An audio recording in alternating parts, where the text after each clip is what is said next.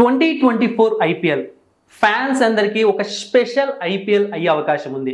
ప్రతి IPL fans కి స్పెషలే, కానీ ఇది మాత్రం చాలా చాలా స్పెషల్ అన్నమాట. అంటే కేవలం ఒక క్రికెటర్ని ఉద్దేశించి కాదు, ఒక టీంని ఉద్దేశించి కాదు, చాలా మంది ఫ్యాన్స్ కి ఎన్నో సాడ్ మూమెంట్స్, ఎన్నో ఇంపార్టెంట్ మూమెంట్స్ని ఈ 2024 ఐపీఎల్ చూపించే అవకాశం ఉంది. సో వాటి గురించి నేను ఈ వీడియోలో డిస్కస్ చేయబోతున్నాను.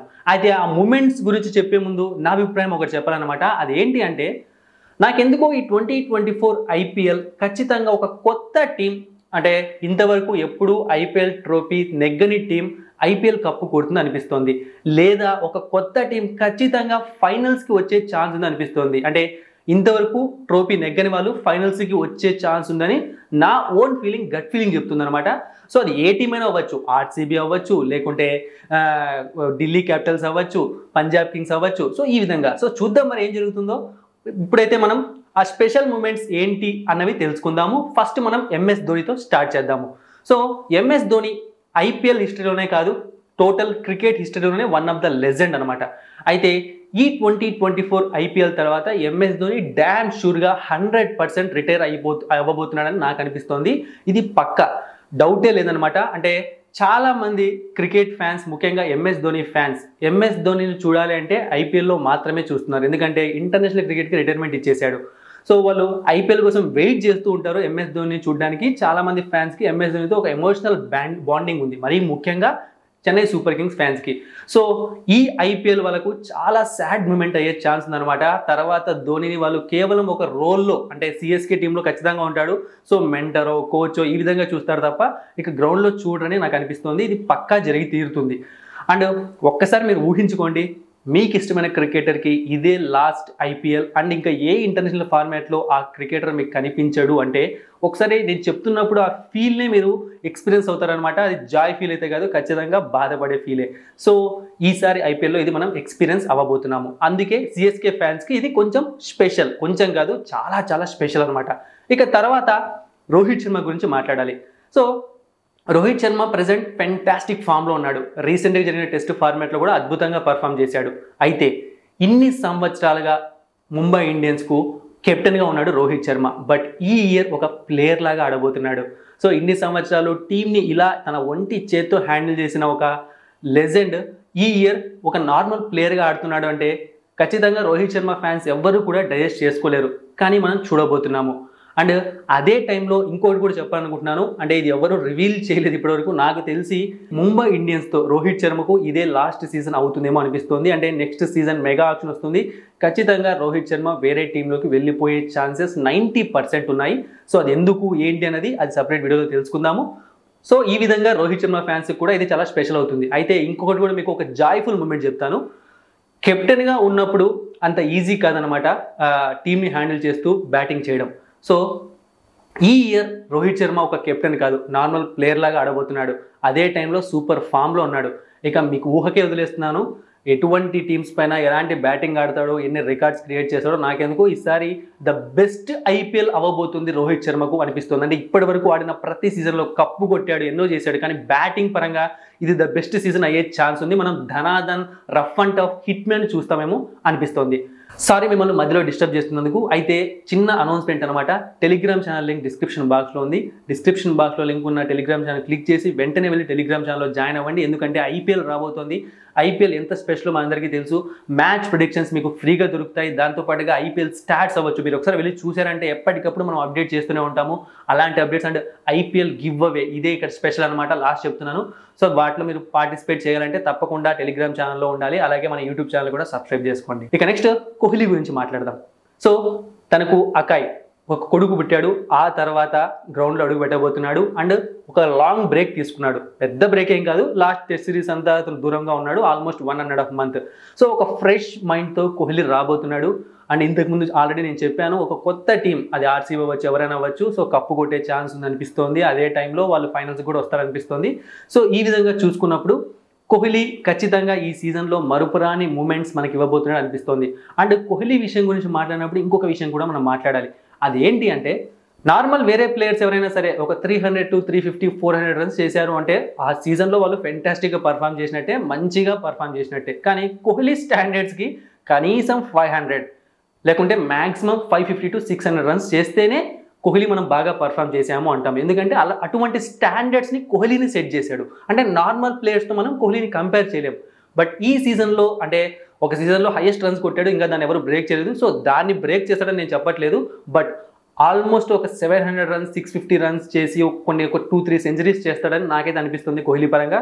సో కోహ్లీ ఫ్యాన్స్కి, ఆర్సీబీ ఫ్యాన్స్కి ఈ సీజన్ చాలా స్పెషల్ అవుతుందని నా ఫీలింగ్. ఇక నెక్స్ట్ హార్దిక్ పాండ్యా గురించి మనం చాలా పెద్ద ఇంపార్టెంట్ పాయింట్ ఇక్కడ మాట్లాడాలి. ఎందుకంటే హార్దిక్ పాండ్యా మళ్ళీ ముంబై ఇండియన్స్ టీంలోకి వచ్చాడు. లాస్ట్ 2 సీజన్స్ గుజరాత్ టైటన్స్ టీంలో ఉన్నాడు. ఒక సీజన్ని ఆ టీంని విన్నర్ చేశాడు, ఇంకొక సీజన్లో రన్నర్ వరకు వచ్చాడు.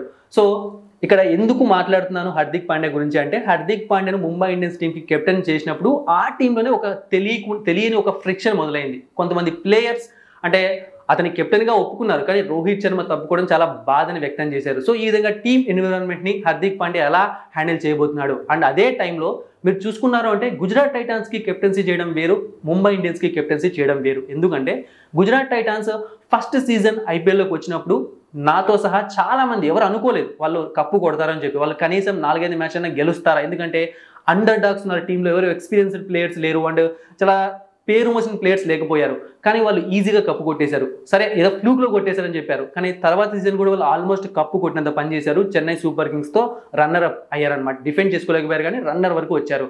సో ముంబై ఇండియన్స్ టీం అన్నది ఒక స్టార్ టీం, చాలా పెద్ద పెద్ద స్టార్స్ ఉన్న టీం. అండ్ రోహిత్ శర్మ లాంటి ప్లేయర్ ఒక లెజెండరీ కెప్టెన్ ఆ టీంలో ఉంటాడు. అతన్ని హార్దిక్ పాండ్యా హ్యాండిల్ చేయాలి. ముంబై ఇండియన్స్ కంటూ ఒక లెగసీ ఉంది, దాన్ని కంటిన్యూ చేయాలి. సో ఈ విధంగా హార్దిక్ పాండ్యా పైన ఒక ప్రెజర్ ఉంది. ఇప్పుడు గుజరాత్ టైటన్స్లో ఉన్నప్పుడు ఆ ప్రెజర్ లేదు. సో ఆ ప్రెజర్ని, ఆ కెప్టెన్సీని ఎలా హ్యాండిల్ చేస్తాడు. సో ఇది రోహిత్ శర్మ ఫ్యాన్స్కి అండ్ హార్దిక్ పాండ్యా ఫ్యాన్స్కి కూడా ఒక స్పెషల్ మూమెంట్ అనమాట. ఒకవేళ హార్దిక్ పాండ్యా సరిగ్గా కెప్టెన్సీ చేయకుంటే రోహిత్ శర్మ ఫ్యాన్స్ వేసేసుకుంటారు. ఒకవేళ బాగా చేస్తే హార్దిక్ పాండ్యా నిలబెట్టాడు పర్వం అని చెప్పి సపోర్ట్ చేసే వాళ్ళు ఉంటారు. సో ఆ విధంగా హార్దిక్ పాండ్యాకి ఒక స్పెషల్ మూమెంట్ కాబోతోంది. ఇక నెక్స్ట్ మనం రిషబ్ పంత్ గురించి మాట్లాడాలి. సో ఈ రోజే రిషబ్ పంత్ ఈ వీడియో చేస్తున్న టైంకి సో అతను ఫిట్నెస్ టెస్ట్ని పాస్ అయిపోయాడు. అండ్ IPL 2024లో ఒక కెప్టెన్గా, ఒక బ్యాట్స్మెన్గా, ఒక వికెట్ కీపర్గా ఆడబోతున్నాడు. ఇదే ఇక్కడ స్పెషల్ మూమెంట్ అనమాట. ఎందుకు అంటే ఆల్మోస్ట్ ఒక 1.5 year తర్వాత అతను క్రికెట్ ఆడబోతున్నాడు అండ్ ఒక కెప్టెన్గా. సో ఢిల్లీ క్యాపిటల్స్ ఫ్యాన్స్కి, రిషబ్ పంత్ ఫ్యాన్స్కి ఇది చాలా స్పెషల్ అయ్యే ఛాన్స్ ఉంది. సో మరి రిషబ్ పంత్ ఎలా పర్ఫామ్ చేస్తాడు, ఎందుకంటే రిషబ్ పంత్ లేని టైంలో రిషబ్ పంత్ ప్లేస్లోకి వాళ్ళు వస్తారని చెప్పి టెస్ట్ ఫార్మాట్లో కేఎస్ భరతన్ ట్రై చేశారు. అండ్ ధ్రువ్ జురెల్ వచ్చాడు, బాగా పర్ఫామ్ చేశాడు. అండ్ నార్మల్ రెగ్యులర్ వైట్ ఫార్మాట్లో ఇషన్ కిషన్ని ట్రై చేశారు వికెట్ కీపర్గా, కేఎల్ రాహుల్ ట్రై చేశారు. సో అదే అతని ప్లేస్ని వేరే వాళ్ళు తీసుకోవడానికి ట్రై చేశారు, బట్ ఎవరు కూడా తీసుకోలేకపోయారు. ఎందుకంటే వాళ్ళ ఫిట్నెస్ ఇష్యూస్, ఫామ్ ఇష్యూస్ ఈ విధంగా చాలా వచ్చాయి. మరి ఇప్పుడు రిషబ్ పంత్ బాగా పర్ఫామ్ చేస్తే మళ్ళీ టోటల్ అన్ని ఫార్మాట్స్లో కూడా అతనే రెగ్యులర్ వికెట్ కీపర్ అయ్యే అవకాశం ఉంది టీమిండియాకు. సో మరి ఆ స్థానం కోసం తను పోటీ పడతాడా, పాత టచ్లోనే ఉంటాడా, లేకుంటే టచ్ తెచ్చుకోవడానికి టైం పడుతుందా, ఇవన్నీ కూడా ఈ సీజన్లో మనకు తెలిసిపోబోతున్నాయి. రిషబ్ పంత్ ఫ్యాన్స్కి ఇది ఒక స్పెషల్ మూమెంట్ అయ్యే ఛాన్స్ ఉంది. ఇక నెక్స్ట్ గుజరాత్ టైటన్స్కి లింక్ అయిన శుభ్మన్ గిల్ గురించి మాట్లాడాలి. సో ఫస్ట్ టైం అతను ఐపీఎల్లో కెప్టెన్సీ చేయబోతున్నాడు. హార్దిక్ పాండ్యా ఉన్నప్పుడు ఆ టీం ఇంతకుముందు డిస్కస్ చేసినట్టుగా ఒకసారి కప్పు కొట్టింది, ఒకసారి రన్నర్స్ అయ్యారు. సో హార్దిక్ పాండ్యా వల్ల మాత్రమే వాళ్ళు కప్పు కొట్టారా, హార్దిక్ పాండ్యా కెప్టెన్సీ వల్ల మాత్రమే. సో శుభ్మన్ గిల్ ఆ లెగసీని కంటిన్యూ చేయగలరా, ఎందుకంటే కెప్టెన్సీని హ్యాండిల్ చేయడం అంత ఈజీ అయిన విషయం కాదు. సచిన్ టెండూల్కర్ లాంటి ప్లేయర్సే ప్రెజర్ తట్టుకోలేక పక్కకు వచ్చిన రోజులు ఉన్నాయి. సో ఇన్ని రోజులు శుభ్మన్ గిల్ చాలా ఫ్రీగా బ్యాటింగ్ చేశాడు, కానీ ఇప్పుడు కెప్టెన్సీ అన్న ప్రెజర్తో బ్యాటింగ్ చేయాలి. ఇంతకుముందు పర్ఫామ్ చేసినట్టే తను సూపర్ స్టార్స్ ఇచ్చి 500 రన్స్ 600 రన్స్ చేయగలుగుతాడా, ఇది ఒక విషయం. అండ్ మొహమ్మద్ షమి లేకుండా ఈసారి వాళ్ళు గుజరాత్ టైటాన్స్ 2024 IPL ఆడబోతున్నారు. హార్దిక్ పాండ్యా లేకుండా ఆడబోతున్నారు. సో మరి హార్దిక్ పాండ్యా లేడు కాబట్టి వీళ్ళు ముందుకు వెళ్ళలేకపోయారు అన్నదాన్ని నిజం చేస్తాడా, లేకుంటే హార్దిక్ పాండ్యా లేకున్నా ఎవరు లేకున్నా గుజరాత్ టైటన్స్ స్ట్రాంగ్ టీమే నా కెప్టెన్సీలో ముందుకు వెళ్తుంది అని శుభ్మన్ గిల్ ప్రూవ్ చేస్తాడా. సో ఈ విధంగా గుజరాత్ టైటన్స్ ఫ్యాన్స్ కూడా ఇది స్పెషల్ మూమెంట్ కాబోతుంది. శుభ్మన్ గిల్ని తనకు తాను ప్రెజెంట్ చేసుకోబోతున్నాడు కెప్టెన్గా, తనకి కూడా ఇది స్పెషల్ మూమెంట్, స్పెషల్ సీజన్ కాబోతుంది. సో ఈ విధంగా చాలా టీమ్స్ డిస్కస్ చేశాం కదా, ఇట్లా ఏదో ఒక స్పెషల్ అనేది ఈ సీజన్లో ఉండబోతోంది. అంటే కొంతమందిని ఏడిపించబోతోంది, కొంతమందిని నవ్వించబోతోంది, కొంతమందికి ఈ సీజన్ గుర్తుండిపోబోతోంది. ఎందుకు అంటే నిన్నే ఒక అనౌన్స్మెంట్ వచ్చింది Arun Dhumal BCC IPL chairman దగ్గర నుంచి. అదేంటి అంటే 2025 ఐపీఎల్కి ఒక మెగా ఆప్షన్ ఉండబోతోంది. దాంతోపాటుగా ఓన్లీ 3 to 4 ప్లేయర్స్ని మాత్రమే రిటైన్ చేసుకునే ఛాన్స్ ఉందని చెప్పాడు. సో ఒకవేళ అదే జరిగితే అన్ని టీమ్స్ రూపురేఖలు మారిపోతాయి అనమాట నెక్స్ట్ సీజన్కి. సో అందుకే ప్రతి టీము ద బెస్ట్ ఇచ్చే ఛాన్స్ ఉంది. మరి ఎవరు కప్పు కొడతారని మీరు అనుకుంటున్నారో కామెంట్ సెక్షన్లో తెలియజేయండి. అండ్ ఈ సీజన్ నిజంగా అంటే నేను చెప్పినట్టుగా చాలా స్పెషల్ ఉండబోతుందా లేదన్నది కూడా కామెంట్ సెక్షన్లో తెలియజేయండి.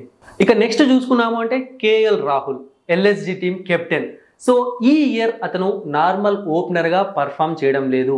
అంటే అతను 4 down 5 downలో బ్యాటింగ్ చేయబోతున్నాడు. వికెట్ కీపింగ్ చేసినా కూడా ఆశ్చర్యపోనవసరం లేదు. సో మనం ఒక సరికొత్త రోల్లో ఐపీఎల్లో మనం కేఎల్ రాహుల్ని చూడబోతున్నాం.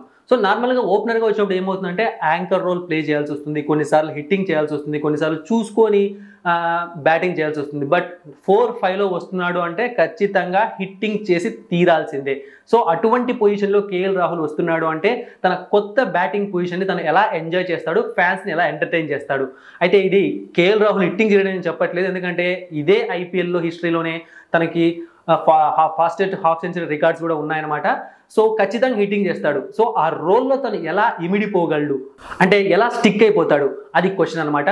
దాంతోపాటుగా తను ఆ రోల్కి ఎందుకు వస్తున్నాడు అంటే ఇండియన్ ఫార్మాట్లో అతను కూడా నంబర్ 4-5 పొజిషన్లో ఎక్కువగా బ్యాటింగ్ చేస్తున్నాడు. అతనికి అక్కడే ఉంది కాబట్టి దాన్నే తను ఇంకా ఇంప్రూవ్ చేసుకోవాలనుకుంటున్నాడు. సో కేఎల్ రాహుల్ ఎలా పర్ఫామ్ చేస్తాడనేది చాలా పెద్ద క్వశ్చన్ మార్క్ అనమాట, యాజ్ ఏ కెప్టెన్గా, యాజ్ ఏ 4 down 5 down బ్యాట్స్మెన్గా. సో అందుకే ఎల్ఎస్జి ఫ్యాన్స్కి, కేఎల్ రాహుల్ ఫ్యాన్స్కి కూడా ఒక కొత్త ట్రీట్ ఉండే అవకాశం ఉంది ఈ 2024 ఐపీఎల్లో. ఇక నెక్స్ట్ చూసుకున్నాము అంటే మనం Shreyas Iyer. So last year అతను కెప్టెన్సీ చేయలేదు, ఇంజురీ కారణంగా పక్కకు వెళ్ళాడు.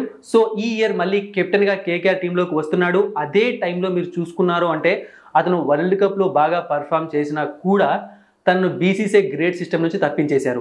సో ఇప్పుడు తను ఏంటనేది తను ప్రూవ్ చేసుకోవాలి. ఎందుకంటే ఓవర్సీస్ కండిషన్స్లో శ్రేయస్ అయ్యర్ ఫెయిల్ అవ్వడం, ముఖ్యంగా లాంగ్ ఫార్మాట్లో అండ్ కన్సిస్టెంట్గా లాంగ్ ఫార్మాట్లో పర్ఫామ్ చేయలేకపోవడం, అంతేకాకుండా ఈ రంజీ ట్రోఫీ ఇష్యూస్ కొన్ని వచ్చాయి శ్రేయస్ అయ్యర్కి మధ్య మరియు బీసీసీఐకి మధ్య.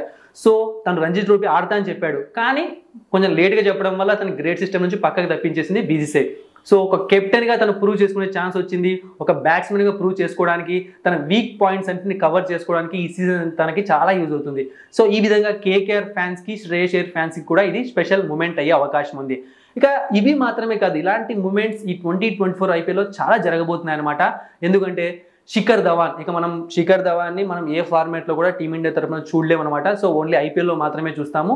సో అండ్ ఎందుకంటే లాస్ట్ టైం మనం చూసాము అంటే మేబీ వస్తాడు అని డౌట్ ఉండే, కానీ ఇక రాడు, ఓన్లీ ఐపీఎల్లో మాత్రమే ఆడతాడు. ఎన్ని సీజన్స్ ఆడతాడో తెలియదు.